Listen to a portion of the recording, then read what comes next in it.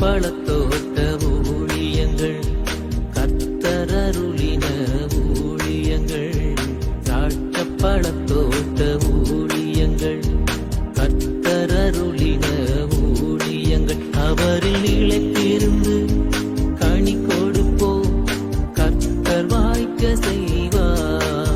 அவரில் நிலைத்திருந்து கனி கொடுப்போம், கர்த்தர் வாய்க்க செய்வார். துதி உமக்கே, துதி உமக்கே, துதி உமக்கே என்றுமே என்றும். துதி உமக்கே, துதி உமக்கே, துதி உமக்கே என்றுமே. சிறியவனை பொழுதிலிருந்தும் எளியவனை குப்பையிலிருந்தும் எடுத்து உயர்த்தி ராஜாக்களோடும் பிரபுக்களோடும் வந்திருக்க செய்கிற அருமை ஆண்டவர் இயேசு கிறிஸ்துவின் இனிதான நாமத்தினாலே சத்தத்தை கேட்கின்ற அனைத்து தேவனுடைய பிள்ளைகளுக்கும் என்னுடைய அன்பான வாழ்த்துக்கள். நீங்கள் இந்த நாளில் கோடா கோடியை பெருகுவீர்களாக, உடைய பிள்ளைகள் கோடா கோடியை பெருகுவார்களாக என்று வாழ்த்துகின்றேன், ஆசீர்வதிக்கின்றேன். பிரியத்துக்குரியவர்களே, தேவன் தன்னுடைய பிள்ளைகளுக்கு மிக சிறப்பானவைகளை அவர் ஆயத்தப்படுத்துகிறார். அது மாத்திரமல்ல, அவர் தன்னுடைய பிள்ளைகளை தப்புவிக்கிறவராக இருக்கின்றார். எப்படிப்பட்ட ஆபத்துகள் வந்தாலும், என்ன நாசமோசங்கள் வந்தாலும், எவ்வளவு எதிர்ப்புகள் வந்தாலும், நெருக்கடிகள் வந்தாலும், பஞ்சகாலங்கள் வந்தாலும், ராஜாக்கள் எதிராக நின்றாலும், இல்லாவிட்டால் எவ்வளவு சோதனையான காலங்கள் வந்தாலும், வியாதிகள் வந்தாலும், தேவன் தன்னுடைய பிள்ளைகளை தவறாமல் தப்புவிக்கிறவராக அவர் இருக்கின்றார். தானியேலை சிங்கங்களின் கெபிக்குள்ளாகி போட்டார்கள். மிக பயங்கரமான பசியான சிங்கங்கள் அங்கே இருந்தன. ஆனால் ஒரு சேதாரமும் தானியேலுக்கு வரவில்லை. ஏனென்றால் ஆண்டவர் சிங்கங்களின் வாய்களையும் கைகளையும் கால்களையும் கெட்டி போட்டார். அதை போலவே தானியேலுடைய நண்பர்கள், தானியேலுடைய ஜெப பார்ட்னர்ஸ், ப்ரேயர் பார்ட்னர்ஸ், அவங்களை தூக்கி அக்கினி சொல்லைக்குள்ளே போட்டாங்க. ஆனால் அங்கும் கூட ஆண்டவர் அக்கினி அவர்களை சுட்டரிக்க முடியாதபடிக்கு அந்த அக்கினியை தென்றல் காற்றாக மாற்றி போட்டார் என்று நான் காண்கிறோம். பிரியத்துக்குரியவர்களே, அதே தேவன்தான் இன்றைக்கு உங்களையும் கூட தப்புவிக்க அவர் விரும்புகிறார். இப்படிப்பட்ட ஒரு வியாதி வந்து விட்டதே, இப்படிப்பட்ட ஒரு சூழ்நிலைக்கு வந்து விட்டதே, கடன்காரனாய் ஆகிவிட்டேனே, எல்லாருக்கும் ஆகாதவனாய் நான் ஆறிவிட்டேனே, என்னை எப்படி கேவலமாய் பேசுகிறாங்க அப்படின்னு சொல்லி ஒரு அங்கலாய்ப்போடு கூட இந்த செய்தியை கேட்டுக்கொண்டிருக்கலாம். இந்த செய்தியை கேட்பேன், எனக்கு ஆண்டவர் ஆசீர்வாதம் தரணும், இல்லைனா நான் பைபிளை வாசிக்க மாட்டேன், ஆண்டவரை தேட மாட்டேன்னு சொல்லிட்டு இருக்கலாம். இல்லை, ஆண்டவர் நமக்கு தேவை. பிரியத்துக்குரியவர்களே, இந்த நாளிலே ஒரு அற்புதத்தை தேவன் உங்களுக்கு நிச்சயமாக செய்வார். உங்கள் சூழ்நிலைகளை எல்லாம் மாற்றுவதற்கு அவர் போதுமானவராக இருக்கிறார் என்கிற நல்ல செய்தியை உங்களுக்கு நான் அறிவிக்கும்படியாக விரும்புகிறேன். பிரியத்துக்குரியவர்களே, இந்த நாட்களில் நம்முடைய அடைக்கலான் குருவி எனப்பட்ட ஆவிக்குரிய முதியோர் இல்லம் கட்டப்பட்டு சிறப்பாக நடந்து வருகிறது. இது மாத துவக்கம். இதான் சரியான நேரம் அடைக்கலான் குருவி இல்லத்தில் வந்து சேர. நிறைய அடைக்கலான் குருவிகள் உண்டு, எல்லாரும் பறந்து வாங்க. இந்த அடைக்கலான் குருவி உங்களை வரவேற்கிறது. எல்லா வசதிகளும் இருக்கிறது, மிக சிறப்பான உணவுகள் பரிமாறப்படுகிறது. ஒருவேளை பிள்ளைகள் வெளிநாட்டில் இருக்காங்க, வெளியூரில் கவனிக்க முடியும்னா உடனே கொண்டு வந்து சேர. கர்த்தர் உங்கள் சமாதானத்தை கட்டளையிட்டார். ஒரு நாளைக்கு 3 நேரம் ஜெபம் நடக்குது, மிஸ் பண்ணிடாதீங்க, வாங்க. இங்கே தங்கியிருந்து வேலை செய்வதற்கும் ஆட்கள் தேவைப்படுறாங்க. சமையல்காரங்க, பாஸ்டர்ஸ், நர்சஸ்லாம் தேவைப்படுறாங்க. நல்ல உள்ளம் படைத்த அர்ப்பணிப்பான ஊழியம் செய்ய விரும்புகிற பிள்ளைகள் மாத்திரம் தொடர்பு கொள்ளலாம். பிரியத்துக்குரியவர்களே, உங்களுடைய பிள்ளைகளுக்கு பிறந்த நாள், திருமண நாள், இல்லைன்னா உங்களுடைய பெற்றோர்களுடைய தாத்தா பாட்டியோட நினைவு நாட்கள் இருந்தால் அங்கே இருப்பவர்களுக்கு நீங்கள் நல்ல உணவை அளிக்கலாம் என்பதை மகிழ்ச்சியோடு கூட தெரிவித்துக் கொள்ள விரும்புகிறேன். பிரியத்துக்குரியவர்கள், இந்த நாளில் நம்முடைய பிரயோஜனத்திற்காக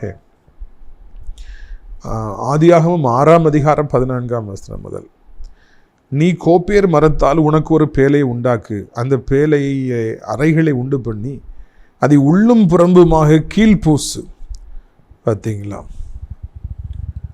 ஆண்டவர் நோவா எனப்பட்ட தன்னுடைய மகனிடத்தில் ஆண்டவர் பேசுகிறார். தெரிந்து கொண்டார், நோவாவை ஆண்டவர் தெரிந்து கொண்டார். அந்த பூமி எல்லாம் கெட்டு போய் கொண்டிருந்தது, ஜனங்கள் எல்லாம் கெட்டு போயிட்டு இருந்தாங்க, தவறு மேல் தவறு செஞ்சுட்டு இருந்தாங்க, பாவம் மேல பாவம் பண்ணிட்டு இருந்தாங்க. அவர்கள் மத்தியில் உத்தமமாய் வாழ்ந்த அந்த நோவாவுக்கு ஆண்டோடைய கண்களில் தயவு கிடைக்குது. வேறு பிரிக்கிறாரு, கூப்பிடுறாரு, மகனே நோவா, நீ கோப்பேர் மரத்தில் ஒரு பேலை உண்டாக்கு, கீழ்பூஸ், உள்ளும் புறமும் கீழ்பூஸ்.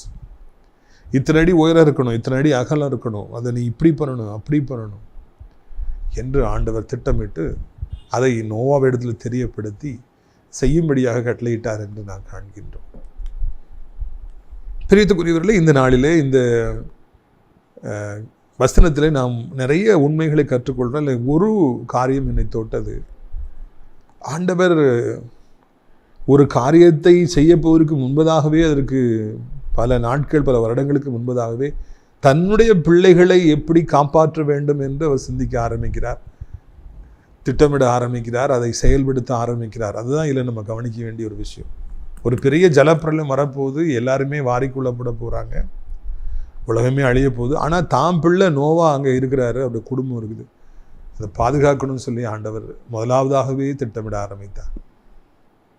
ஒரு ஊரில் ஒரு அழிவு வரப்போகுது, ஒரு நாட்டுக்கு அழிவு வரப்போகுது, ஒரு இடத்துக்கு அழிவு வரப்போகுதுன்னா உங்களை எப்படி அதுலேருந்து காப்பாற்றணுங்கிறத ஆண்டவர் முதலாவதாகவே சிந்திக்கிறார். அந்தளவுக்கு உங்கள் மேலே ஆண்டவருக்கு பாசம் என்பதுதான் இதனால கற்று நம்ம கற்றுக் கொடுக்கின்ற ஒரு காரியம். இந்த இடத்துல இருந்தால் என் மகனும் சேர்ந்து வாரிக்கொள்ளப்படுவான், என் மகளுக்கும் ஆபத்து வந்துடும், வேண்டாம் அப்படின்னு சொல்லிட்டா ஆண்டவர் வேற இடத்துக்கு கொண்டு போயிடுறார். முதலாவதாகவே அவர் திட்டமிடுகிறார், என் பிள்ளை எப்படி பாதுகாக்கணும், என் பிள்ளை எப்படி ஆசீர்வதிக்கணும். எத்தனையோ பேர்கள் இருந்தாலும் உங்கள் மீது தான் ஆண்டவருக்கு பாசம் பார்த்தீர்களா? நான் ஸ்கூலில் படிக்கும் போது எங்கள் சார்மார் எனக்கு நிறைய கதை சொல்லுவாங்க. அந்த கதை எனக்கு ரொம்ப பிடிக்கும். ஏசப்பா மெசேஜ் கொடுக்கும் பொழுதும் நிறைய கதையை சொன்னாங்க. அப்படித்தானே, ஒரு ஊர்லேயே ஒரு பெரிய ஆழமான கிணறு, நிறைய பிள்ளைங்க சுற்றி விளையாடிட்டு இருக்காங்க. ஒரு பையன் உள்ளே விழுந்துடுறான். எல்லாரும் பார்த்து ஐயோ பையன் உள்ளே மூழ்கிட்டு இருக்கான் கதறாங்க. ஊரே கூடிடுது, எல்லாரும் அவனை பார்க்குறாங்க. ஒருத்தர் உள்ளே குதித்து அவனை காப்பாற்றணும்னு நினைக்கல. அப்போ ஒருத்தர் வராரு, அவர் நம்மால் பையன் மூழ்கிட்டு இருக்காருன்னு உள்ளே குதிக்கிறாரு, காப்பாற்றி வெளியே கொண்டு வந்துடுறாரு. மிக ஆழமான கிணறு, யாருமே உள்ளே குதிக்க பயப்படுவாங்க, உயிர் போயிடும் இல்லையா, உயிர் பையன் எவ்வளோ இருக்கும் எல்லாருக்கும். ஆனால் அவர் வெற்றிகரமாக அந்த பையனை வெளியே கொண்டு வந்துடுறாரு. அப்போ கேட்குறாங்க, ஐயா அவரை பார்த்து கேட்குறாங்க, எல்லாரும் குதிக்க பயப்படும் போது நீங்கள் ஒரு நிமிஷத்தில் குதித்து பையனை காப்பாற்றிட்டீங்களே, என்ன விஷயம் அப்படின்னு கேட்க. இப்போ அவர் சொல்கிறாரு, வேற ஒன்றும் இல்லையா, அது என் மகன், நான் தகப்பேன், அதனால தான் நான் குதித்து காப்பாற்றினேன். எல்லாரும் பார்த்து பாவப்பட்டாங்க, வருத்தப்பட்டாங்க, ஒன்றும் செய்யலை. ஆனால் மகன் உள்ளே விழுந்திருக்கான்னு தகப்பன் பார்க்குறாரு, குதிக்கிறாரு, காப்பாற்றி கொண்டு வர்றாரு. தான் தகப்பனுடைய பாசம். இந்த உலகத்தில் 10,000 கோடி மக்கள் வசிக்கலாம், 100 கோடி மக்கள் வசிக்கலாம், 1000 கோடி மக்கள் வசிக்கலாம். ஆனால் அவருடைய பிள்ளைகளாகிய என்னையும் உங்களையும் தான் ஆண்டவர் கவனிச்சுக்கிட்டே இருக்கிறார், பார்த்துக்கிட்டே இருக்கிறார். தேவனுடைய அன்பு, தெய்வத்துடைய அன்பு என்பது மிக பெரிதானது. அந்த அன்பு நீள ஆழ அகலம் அறிய முடியாதது, உண்மையானது, மாறாதது. அதை ஒருபொழுதும் யாரும் நம்மிடத்துக்கு எடுக்க முடியாது.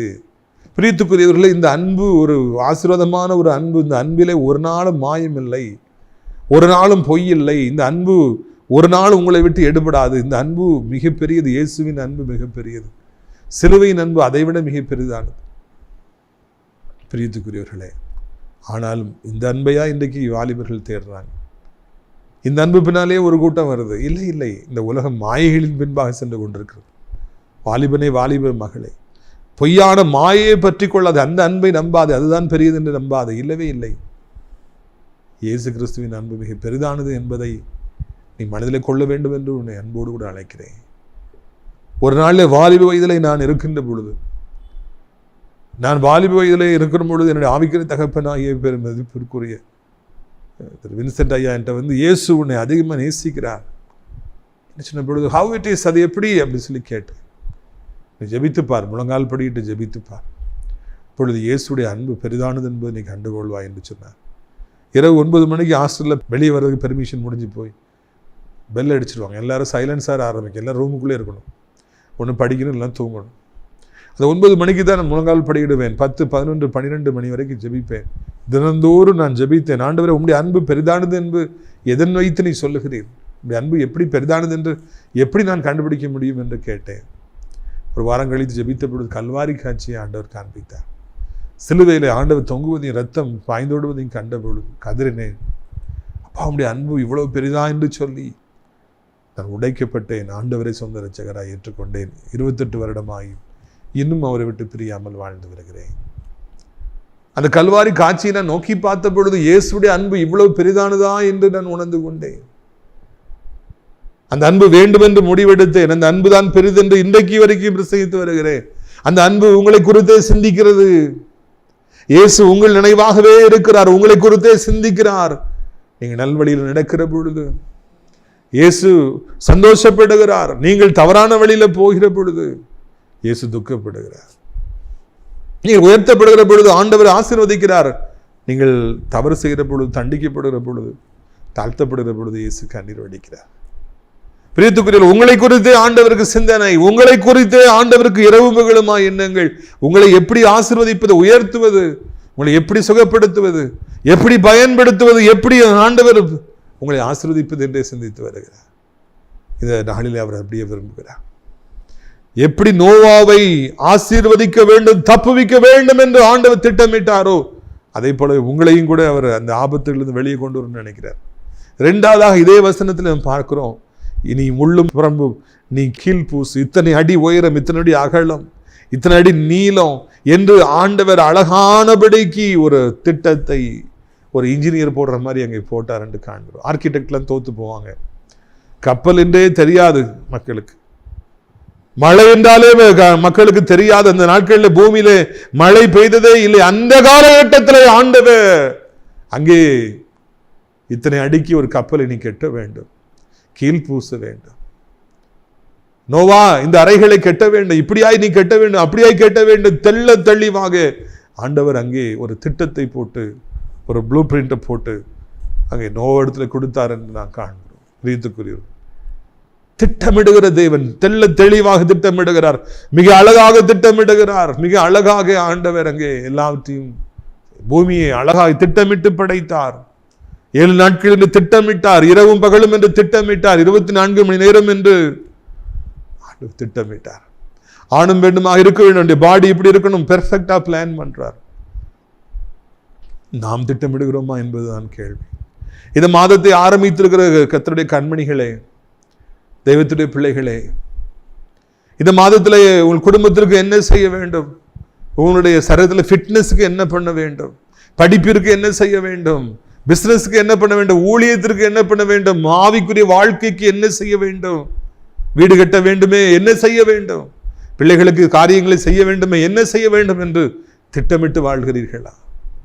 இதுதான் என்னுடைய கேள்வியாக இருக்கிறது. அநேகர் இன்றைக்கு திட்டமிடாதபடிக்கு வாழ்ந்து வாழ்ந்து அழிந்து போறாங்க. சம்பாதிப்பது முழுவதையும் அன்றைக்கே குடிக்கிறாங்க, அன்றைக்கே அவர்கள் ஃப்ரெண்ட்ஸுக்கு செலவழிக்கிறாங்க, வெறிக்கிறாங்க, வீட்டுக்கு வெறுங்கையா போறாங்க. ஐயோ, காத்திருக்கிற மனைவிக்கு பிள்ளைகளுக்கு அங்கே என்ன இருக்கிறது? ஒன்றும் இல்லையாப்பா.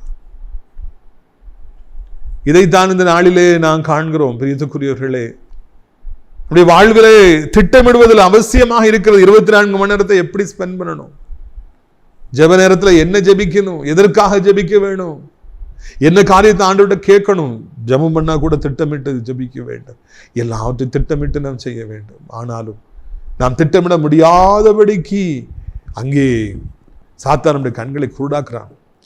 எசப்பா ஒரு சமயம் சொல்றாங்க, ஒரு வீடு கட்டணும் அப்படின்னா, ஒரு யுத்தத்துக்கு போகணும்னா முன்னாலே உட்காந்து யோசி, இது கெட்ட பணம் இருக்கிறதா, தேவை வருகிறதே, நான் என்ன செய்வேன், எப்படியா இந்த வீடை நான் கட்டுவேன்.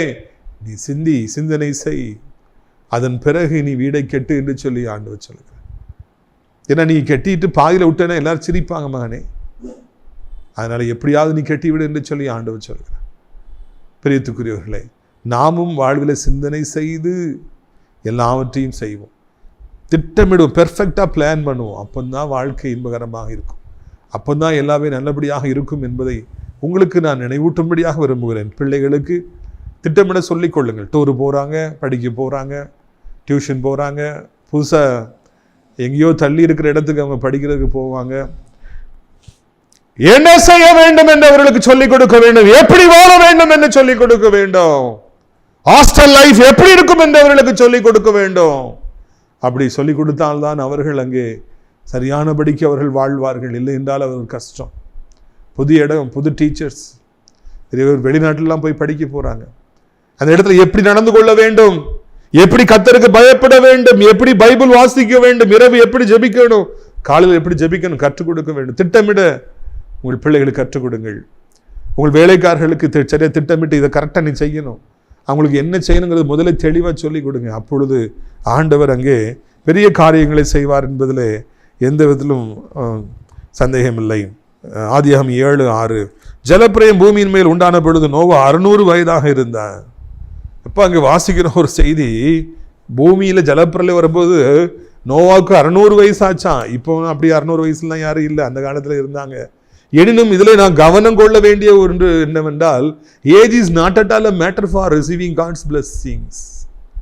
வயதாகிறது என்பது ஒரு விஷயமே அல்ல. ஆண்டவர் 50 வயதானாலும் 60 வயது 70 80 90 வயதானாலும் ஒரு மனிதனை ஆசீர்வதிக்க முடியும். 100வது வயதில் தான் ஆபிரகாமை ஆண்டவர் ஆசீர்வதித்தார் என்று காண்கிறோம். பிரியத்துக்குரியவர்களே, வயதாகிவிட்டது என்று பயப்படுகிறீர்களோ? நிறைய நேரங்களில் சாத்தா அதான் சொல்லுவான், உனக்கு வயசாயிடுச்சு, உனக்கு வயசாயிடுச்சு, உன் காலம் முடிஞ்சு போச்சு, அவ்வளோதான், போச்சு, எல்லாம் போச்சு, எல்லாம் போச்சு. இந்த காரியம் அநேகரை இன்றைக்கு கொள்ளுகிறது. எனக்கு வயசாயிடுச்சு, வயசாயிடுச்சு, இனியா எனக்கு கல்யாணம் நடக்கும், இனியா எனக்கு பிள்ளை பிறக்கும், இனியா நான் வீடு கட்ட போகிறேன், இனியா நான் வேலைக்கு போக போகிறேன். மனிதர்களால் ஏற்றுக்கொள்ள முடியாத ஒன்று அவர்களுக்கு வயதாகிறது என்பது. நீங்கள் விரும்பினாலும் விரும்பாவிட்டாலும் காலச்சக்கரங்கள் உருண்டோடி கொண்டே தான் இருக்கும். மனிதர்களுக்கு வயதாகி கொண்டே தான் இருக்கும். அதை யாரும் தடுக்க முடியாது என்பதை புரிந்து கொள்ளுங்கள். ஆனால் தேவனோடு நாம் இருக்கும் பொழுது எத்தனை காலங்கள் ஓடினாலும், எத்தனை காலச்சக்கரம் உருண்டோடினாலும், எத்தனை வருடங்கள் ஆனாலும் நாம் பயப்பட வேண்டுங்கிற அவசியம் இல்லை அல்லவா? நோவாக்கு 600 வயசான பொழுது அவர் பயப்பட வேண்டுங்கிற அவசியம் இல்லை. என்ற கர்த்தருடைய பிள்ளையா இருந்தார். அதனால அவர் சுகமான ஒரு வாழ்க்கையை வாழ்ந்தார், தப்பு வைக்கப்பட்டார். 50 வயசானாலும் 70 வயசானாலும் 80 வயசானாலும் கர்த்தருடைய பிள்ளைன்னா ராயல் ட்ரீட்மெண்ட் தான். எதுக்கும் பயப்படுங்கிற அவசியமே இல்லை. செல்வ செழிப்பான ஒரு வாழ்க்கையை, சுகமான வாழ்க்கை, வியாதி இல்லாத வாழ்க்கையை, தத்தளிக்க பண்ணுவார் யாரும் இல்லாத ஒரு வாழ்க்கையை ஆண்டவர் எத்தனை வயசானாலும் கொடுக்காரு. 40 வயசாயிடுச்சு, 50 வயசாயிடுச்சு, சுகர் வந்துருச்சு பிரதர், ஐயோ அப்படி ஆயிடுச்சு, இப்படி ஆயிடுச்சு. தேவனுடைய பிள்ளைகளுக்கு சுகரே வராது, பிரஷரே வராது. தேவனுடைய பிள்ளைகளுக்கு எந்த ஆபத்தும் வரவே வராது. ஏனென்றால் கர்த்தர் நம்மோடு இருக்கிற பொழுது எத்தனை வயசானாலும் சரி இந்த வாலிபத்து பலனை அவர் தருகிறார். 103வது சங்கீதத்தில் வாசிக்கிறோம், ஞாபகம் இருக்கிறதா? கழுகு சமானமாய் உன் வயது வாழ வயதா. நமக்கு வாலிபமாக தான் இருக்கும், வயசு ஆனாலும் வாலிபமாக தான் இருக்கும். நம்மளை இந்த ஏஜ் நம்மளை பலகீனப்படுத்த முடியாது. மோசேக்கு 120 வயசானாலும் அவர் பலன் குன்றவில்லை, கால்கள் கைகள் தடுமாறல, அவர் கண்ணுன்னு சொல்லி அது பலன் இல்லாமல் போகலை, தெளிவாக இருந்துச்சு, பிரைட்டாக இருந்துச்சுன்னு சொல்லி வாசிக்க. கேட்ராக்ட் அவருக்கு வரல, ஹார்ட் அட்டாக் அவருக்கு வரல, கிட்னி ஃபெயிலியர் ஆகலை. கர்த்தர் எந்த வியாதிக்கும் அனுமதி கொடுக்கவில்லை. மோசையை தொட அந்த கிழட்டுத்தனத்துக்கு அவர் அதிகாரத்தை கொடுக்கல. மோசே வாலிபத்தோடு இருந்தார், 120 வயதுல பலத்தோடு இருந்தார் என்பது எவ்வளவு நல்ல செய்தியாக இருக்கிறது. அது உங்களுக்கும் அப்படியே நல்ல செய்தியாக இருக்கிறது. நீங்கள் வாலிபத்தோடு கூட இருப்பீர்கள், உங்களை யாரும் அசைக்க முடியாது என்பதுதான் இந்த நாளிலே நாம் காண்கிற காரியம். அடுத்தாப்புல நம்ம வாசிக்கிறோம் பாருங்க, ஆதியாகமம் 7:8. தேவன் நோவாவுக்கு கட்டளையிட்டபடியே சுத்தமான மிருகங்கள், சுத்தமில்லாத மிருகங்கள், பூமியின் மேல் ஊறும் பிராணிகள் எல்லாவற்றிலும் ஆணும் பெண்ணும் ஜோடு ஜோடுமாக நோவாவிடத்தில் பேலைக்கு உட்பட்டன. பார்த்தீங்களா, அவங்க ஃபேமிலியை ஆண்டவர் பிரவேசிக்க பண்ணுறாரு. நோவாவுடைய ஒய்ஃபு, பிள்ளைங்க, மருமக்கள் பேலைக்குள்ளே போகணுங்கிறாங்க. அடுத்தாப்புல நம்ம பார்க்குறோம், ஊரும் பிராணிகள், மிருகங்கள், பறவைகள் எல்லாத்தையும் ஜோடு ஜோடா நீ உள்ளே ஏற்று.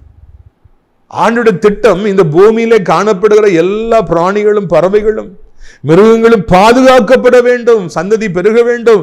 எனவேதான் அவர்களை ஜோடு ஜோடாக உள்ளே ஏற்றினார் என்று நாம் காண்கிறோம். தெய்வம் நம்முடைய வாழ்க்கையில செயல்படுகிற பொழுது நம்மோடு கூட அநேகர் பிழைக்கின்றார்கள். நம்மோடு கூட வருகிறவர்கள், ஆபிரகாமோடு வந்த லோத்துக்கு ஒரு பெரிய வாழ்வு கிடைத்தது போல, நம்மோடு கூட வாழ்க்கை பிரயாணத்தில் வருபவர்களுக்கும் அங்கே பாதுகாவல் கிடைக்கிறது, ஆசீர்வாதங்கள் கிடைக்குது. மிருக ஜீவன்களுக்கும் வாய்ப்பு உண்டாகிறது என்று நாம் அறிந்து கொள்ள வேண்டும். நான் ஏற்கனவே சொல்லியிருக்கிறேன், நம்ம வீட்டில் எலியான்னு ஒரு நாய் வளர்க்குறோம், வாசலில் ப்ரௌன் மேன், பெல்ட் மேன் 2 நாய், மாளிகையில் ஜூடா, ஜில்லு, சகரியா அப்படின்னு சொல்லி அங்கேயே 3 நாய்கள். இன்னும் நமக்கு தெரிஞ்சு ஒரு 10-15 நாய்களை நாம் போஷிக்கிறோம், சாப்பாடு கொடுக்குறோம், டெய்லி அவங்களுக்கு சாப்பாடு கொடுக்குறோம். அவங்களுக்கு மிக சிறப்பான உணவுகளை நம்ம அவங்களுக்கு வழங்கி அவளை பாதுகாக்கிறோம். மாளிகைன்னு வந்தாலே அந்த மிருகங்கள் இருக்கணும். கோழி வளர்க்குறோம், ஆடு வளர்க்க வேண்டும் என்று சொல்லி நாம் ஆசைப்படுவோம். மிருகங்கள், தேவனுடைய மாளிகைக்குள்ளே மிருகங்கள் வந்திருக்கின்றன. கோழிகள் வந்திருக்கின்றன, நாய்கள் வந்திருக்கின்றன, இனி ஆடுகள் வரப்போகின்றன, வாத்துகள் அங்கே இருக்கின்றன. பார்த்தீங்களா? பேழைக்குள்ளாக எத்தனை பேர் வராங்க பார்த்தீங்களா? ஒரு நோவாவை ஆசீர்வாதத்தின் மூலமா எத்தனை பேருக்கு வாழ்வு கிடைச்சது பார்த்தீங்களா? இதுதான் கர்த்தருடைய திட்டம். உங்களை ஆசீர்வதிப்பதன் மூலமாக அநேக மிருகங்கள் போஷிக்கப்பட வேண்டும், அநேக பறவைகள் போஷிக்கப்பட வேண்டும். இதுதான் தேவனுடைய திருச்சித்தமாக இருக்கிறது என்பதை உங்களுக்கு நான் நினைவூட்டும்படியாக விரும்புகிறேன். ஒரு மனிதன் ஆசீர்வதிக்கப்படும் பொழுது அவனோடு போகாது, எவ்வளவோ பேருக்கு ஆசீர்வாதம் வரும். குடும்பம், நண்பர்கள், தெரிந்தவர்கள், கர்த்தருடைய பிள்ளைகள். ஒரு யோசேப்பை ஆண்டவர் ஆசீர்வதித்த பொழுது எத்தனை பேருக்கு ஆசீர்வாதமாக அவர் இருந்தார், எத்தனை பேருடைய ஆசீர்வாதங்களுக்கு வாய்க்காலாக அவர் இருந்தார் என்று காண்கிறோம். உலகத்தையே அவர் போஷித்தார். ஒரு தாவீதை ஆண்டவர் முடிசூட்டிய பொழுது இஸ்ரவேலுக்கே அது ஆசீர்வாதமாக இருந்தது அல்லவா? ஒரு மோசே 40 வருடம் வனாந்திரத்தில் பாடுகளை அனுபவித்து ஆண்டவரோடு கூட நெருக்கின மனிதனாய் மாறினபடியினால இஸ்ரவேலை நடத்துகிற லட்ச இஸ்ரவேலை விடுவிக்கிற ஒரு தேவனுடைய தாசனாய் மாறினார் அல்லவா? எத்தனையோ பேர்களுக்கு அதன் மூலமாய் வாழ்வு கிடைத்தது அல்லவா? உங்களுக்கும் அப்படியே வாழ்வு கிடைக்கும். வாலிப மகனே, வாலிப மகளே, உன் வாலிபத்தை ஆண்டவர் கொடுத்து பார். உன் வாழ்க்கை அநேகருக்கு ஆசீர்வாதமாய் மாறிப்போ. உன் குடும்பம் உன் மூலமாய் ஆசீர்வதிக்கப்படும், ஊர் உன் மூலமாக ஆசீர்வதிக்கப்படும், அநேகர் உன் மூலமாக ஆசீர்வதிக்கப்படுவார்கள் என்கிற நல்ல செய்தியை நான் அறிவிக்கும்படியாக விரும்புகிறேன். பிரியத்துக்குரியவர்களே, நோவாவுடைய மனைவி, பிள்ளைகள், மருமக்கள், எல்லா மிருகங்கள், எல்லா பறவைகள் எல்லாம் ஜோடாக அப்படியே பேழைக்குள்ளே பிரவேசித்தார்கள். பிரியத்துக்குரியவர்களே, உங்கள் மூலமாக அநேகர் ஆசீர்வதிக்கப்படுவார்கள். பார்த்தீங்களா? ஆதியாகமம் 7:11 கடைசி பகுதி. மகா ஆழத்தின் ஊற்றுக்கண்கள் எல்லாம் பிளந்தன, வானத்தின் மதகுகளும் திறவுண்டன, 40 நாள் இரவும் பகலும் பூமியின் மேல் மழை பெய்தது. அந்த இடத்துல நம்ம வாசிக்கும் போது அவங்க மனைவி எல்லாரும் பிரவேசிக்கிறாங்க. 16 பாருங்க. தேவன் அவனுக்கு கட்டளையிட்டபடி ஆணும் பெண்ணுமாக சகலவித மாம்சத்தில் உள்ளே பிரவேசித்தன. அப்பொழுது கர்த்தர் அவனை உள்ளே விட்டு கதவை அடைத்தான். எல்லாரும் உள்ளே போகன்னு சொல்லி காடல ஷிப்பை லாக் பண்ணி விட்டுறாரு. அந்த கீயை தான் வச்சுக்கிறார். ஏன்னா நோவாட்ட கொடுத்தா அவர் எல்லாரையும் உள்ளே ஏற்றி விட்டுருவார். அவருக்கு இலகுன மனசு. எல்லாரும் உள்ளே வருவாங்க, நிறைய பேர் பிழைச்சிருவாங்க. கடைசியில் கப்பலே மூழ்கி போயிடும். எதுக்காக அது உண்டு பண்ணப்பட்டது என்கிற அந்த லாஜிக்கு இல்லாமல் போயிடும். நிறைய பேர் தத்தளிக்கிறாங்க, நம்மளும் அழியுங்கிற தேவ சித்தம். ஆனால் போட்டு மூடப்பட்டாதான், லாக் பண்ணப்பட்டாதான் அந்த போட்டு பாதுகாக்கப்படும். அப்போ நான் அந்த கண்ட்ரோலை வச்சுக்கிறேன், நான் அந்த பூட்டை பூட்டுறேன், நீ உள்ளே போய் மட்டும் பத்திரமா இரு, அது போதுன்னு சொல்லி God has got the control of the key and the door. That is a mystery, spiritual mystery. நிறைய நேரங்களில் உங்கள் வாழ்க்கையில் முக்கியமான காரியங்களை கர்த்தர் தான் பொறுப்பெடுத்து வச்சிருப்பார். அவர் கையில் தான் லாக் கீலாம் இருக்கும். அது உங்கள் கண்ட்ரோலில் இருக்காது. ஏன்னா தெரியும், உங்களால் அதை ஹேண்டில் பண்ண முடியாது, உங்களால் அதை சரியாக ஆப்ரேட் பண்ண முடியாது, அது உங்களுடைய பலத்துக்கு அப்பாற்பட்டு இருக்குன்னு ஆண்டவர் தெரியும். அதனால் அவர் எப்பொழுதுமே உங்களுடைய வாழ்க்கையில் முக்கியமான பகுதிகளுடைய கீயை அவர் தான் வச்சுருக்காரு, அவர் தான் ஆப்ரேட் பண்ணுறார். உங்களால் அதை ஒன்றும் செய்ய முடியாதுன்னு அவருக்கு நன்கு தெரியும். எனவே தான் அவர் அப்படி செய்தார். எனவே இதை நீங்கள் மனதில் வைத்துக்கொள்ள வேண்டும் என்று அன்போடு கேட்டுக்கொள்கிறோம். எத்தனை ஜலப்பிரளயங்கள் வந்தாலும், எத்தனை போராட்டங்கள் வந்தாலும் கர்த்தர் உங்களை தப்புவிப்பார். நம்முடைய ஆண்டவர் உங்கள் நினைவாகவே இருக்கிறார் என்பதை நீங்கள் நினைவிலே கொள்ள வேண்டும் என்று உங்களை அன்போடு அழைக்கிறேன். உங்கள் நினைவாகவே அவர் இருக்கிறார், உங்களே அவர் சிந்திக்கிறார், உங்களை குறித்தே திட்டமிடுகிறார். உங்களை தப்புவிப்பதே விட வேலையாக இருக்கிறது, உங்களை ஆசீர்வதிப்பதே தேவனுக்கு திருச்சித்தமாக இருக்கிறது என்பதை நீங்கள் புரிந்து கொள்ள வேண்டும் என்று அழைக்கின்றேன். இதோ உங்களுடைய ஆசீர்வாதங்களுக்காக ஜெபிக்கும்படியாக விரும்புகிறேன். கண்களை மூடுவீர்களா? அப்பா பிதாவை, இந்த நாளிற்காக நன்றி செலுத்துகிறோம், ஸ்தோத்திரம் செலுத்துகிறோம். இந்த நாளிலும் கூட ஆண்டவரை எவ்வளவு அருமையான ஒரு சத்தத்தை கேட்க உதவி செய்தீங்கப்பா. நோவா மீது உமக்கு எவ்வளவு பாசம் ஆண்டவரை, அவரை எவ்வளவு தகப்ப நேசித்தீங்க. உலகமே அழிய போதுன்னா நோவை என் பிள்ளை இருக்க அவனை காப்பாற்றணும்னு திட்டமிட்டீங்களே. ரெண்டாவது எவ்வளோ மெட்டிகுலஸ் பிளானிங்ப்பா. அது அத்தனை அடி நீளம், அத்தனை அகலம், அந்த நீளம் ஆழ அகலம் உயரம், நீ அப்படி பண்ணு இப்படி பண்ணு, ஜன்னல் வை, அங்கே இந்த 2-3 ரூம் வை, எல்லாத்தையும் திட்டமிடுகிறேன். நாங்களோ திட்டமிடாமல் வாழுகிறோமே, நாங்களோ கண்களை மூடிக்கொண்டே ஓடுகிறோமே ராஜா. தட்டி தடுமாறி விழுந்தால் என்னத்துக்கு ஆகும்? எங்கள் தகப்பனே எங்களுக்கு திட்டமிட கற்றுத்தார். என்னுடைய வாழ்க்கையில் முக்கியமானது எல்லாத்தையும் நீங்கள் கண்ட்ரோல் வச்சுருக்கீங்க. அது தெரியாமல் நாங்கள் எவ்வளோ போராடி ஏமாந்து போகிறோம். கர்த்தர் கண்ட்ரோல் இருக்காருன்னு நாங்கள் ஏன் கவலைப்படும்? நீங்கள் பார்த்துக்கிட்டுங்கன்னு சொல்லிட்டு நாங்கள் அதை பற்றி கவலைப்படவே வேண்டாயா. ஒரு நோவா நிமித்தமாக எத்தனை பேர் காப்பாற்றப்பட்டது போல உங்களுடைய பிள்ளைகள் நிமித்தமாக எத்தனையோ பேர் ஆசீர்வதிக்கப்படுவாங்க. இந்த அன்பு மகன் மூலமாக, மகள் மூலமாக எத்தனையோ பேர் இந்த புதிய மாதத்தில் ஆசீர்வதிக்கப்பட இருக்காங்க. நன்றி அப்பா. தேவகரம் தாங்கட்டும், தேவபலன் தாங்கட்டும். இந்த நாளில் இணைந்து ஜெபிக்கிற பிள்ளைகள் வியாதிப்பட்டிருப்பார்கள் என்றால் ஆண்டவரே எப்படியாவது சுகத்தை தார். முக்கியமாக டயாலிசிஸ் பண்ணுறவங்களுக்கெல்லாம் புது கிட்னிகளை பொருத்தி விடுதலை தாருங்க. கட்டிகள் இருக்கும் என்றால் கட்டிகளை மறைய பண்ணுங்க. புண்கள் இருக்கும் என்றால் புண்களை மறைய பண்ணுங்க. செயல்படாத அவயங்கள் இருக்கும் என்றால் இப்பொழுது இயேசுவின் நாமத்தினால் வல்லமை புறப்பட்டு சென்று பழுதாகி கிடக்கிற அந்த இன்ஜினை மறுபடியும் ஸ்டார்ட் பண்ணுங்க. தகப்பனே அந்த அவயங்களை செயல்பட வைங்கப்பா. பெற்றோருடைய கண்ணீரை பாருங்க. மரண படுக்கையில் இருப்பவர்களை உயிரோடு கூட எழுப்புங்க. சாப்பிட முடியலையா, தூங்க முடியலையா, நடக்க முடியலையா, வேலை செய்ய முடியலையா, ஐயோ எனக்கு ஒரு மாதிரி பண்ணுது, ஒவ்வொருவருக்கும் உதவி செய்யுங்க. மூச்சு குழாய்கிட்ட அடைப்பை எடுத்து போடுங்க. ஒரு நாள் ஹார்ட் அட்டாக் வந்து ஸ்ட்ரோக் வந்து யாரும் மாறிக்கொள்ளாதபடிக்கு பாதுகாத்துக் கொள்ளுங்க. கொடிய விபத்துகள்லேருந்து நம்முடைய பிள்ளைகளை பாதுகாத்துக் கொள்ளுங்க. பொல்லாத மனிதர்கள்ட்ட பாதுகாத்துக் கொள்ளுங்க. ஆண்டவர் கடன் பாரங்கள் நெருக்குதையா, ஐயோ அந்த வட்டி இந்த வட்டி நான் என்ன செய்வேன், எங்கே போவேன்னு சொல்லி தடுமாறுகிற பிள்ளைகள் ஒவ்வொருவருக்கும் என் ஆண்டவர் இந்த நாளிலே ஒரு அற்புதத்தை செய்யும். இப்பொழுது ஒரு அற்புதத்தை செய்யும். இப்பொழுது ஒரு அற்புதத்தை செய்யும். இயேசுவின் நாமத்தினாலே கர்த்தாவே கடன் எனப்பட்ட சங்கிலி அறுந்து போகட்டும். வட்டிங்கிற சங்கிலி அடர்ந்து போகட்டும். இந்த பிள்ளைகளை எப்படியாவது வாழ வைக்க வேண்டும் என்று சொல்லி கெஞ்சுகிறோம். அதிசயங்களை காணப்படுங்க, அற்புதங்களை காணப்படுங்க. தகப்பனை மகிமைப்படுங்க. ஆண்டவரே போதைக்கு அடிமைப்பட்டுக்கிற பிள்ளைகளை விடுவீங்கப்பா. எத்தனை பேர் நாசமாகி போகிறாங்க. குடி நாட்டுக்கு வீட்டுக்கு எல்லாத்துக்கும் கேடு. போதை கஞ்சா. ஆண்டவரே கஞ்சா பிஸ்னஸ் பண்ணுறவங்கள சந்திங்க. அது எவ்வளோ பெரிய சாபங்கிறத அவங்க புரிந்து கொள்ள உதவி செய்யுங்க.